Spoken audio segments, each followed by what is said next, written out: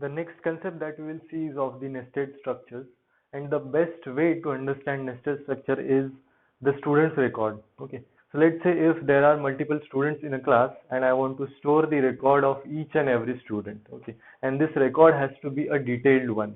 Okay, so let's say one student can have his roll number, a name, a date of birth, some fees that he has paid, the course which he has selected. Then there could be another fields as well. Okay, so let's take up an example of the date of birth. Okay, so the date of birth may consist of three things. Okay, so the date, the month, and the year. Okay, so in such cases, we can make use of the nested structures. Okay, so first let's define the structure to denote the date of birth of a student. So I'm writing typedef struct. Inside I will write the date, month, and year, and I will give it a name as DOB. So DOB is basically a synonym for this structure, which is having date, month, and the year. The next thing that I can use is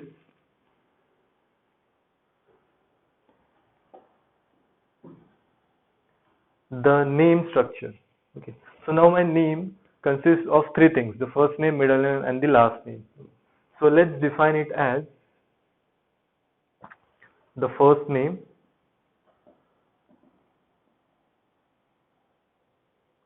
the middle name,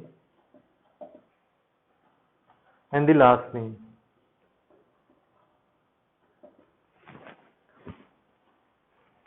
And I will give it a name. So name is the synonym for this structure. So my two structures are ready, and I will make one universal structure here which will make use of these two junior structures.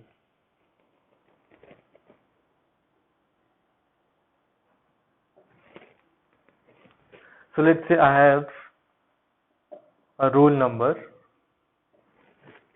then I have a name. Okay, but that name is itself one another structure.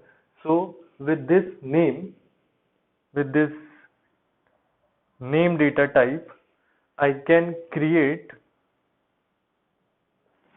n as the instance of the name. Okay, we will see how to unfold this.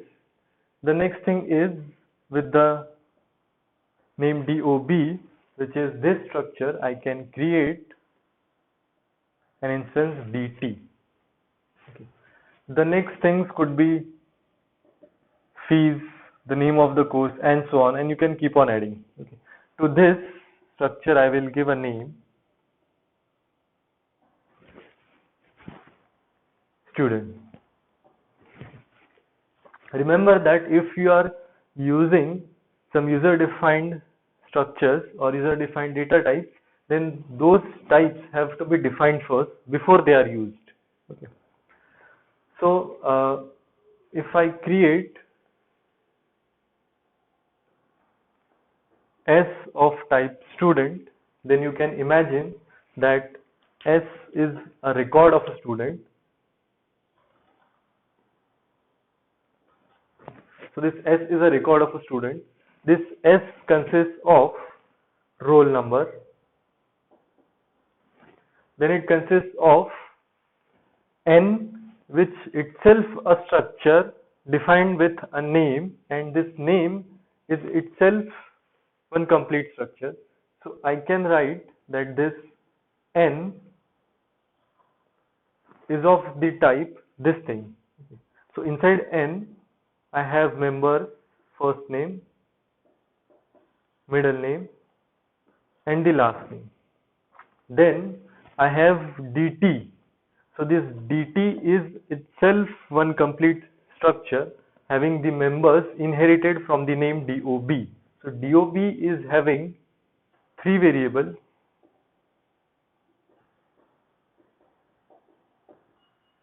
and then some fees.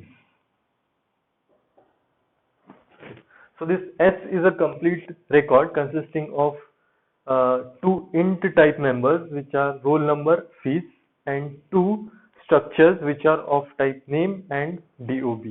Okay.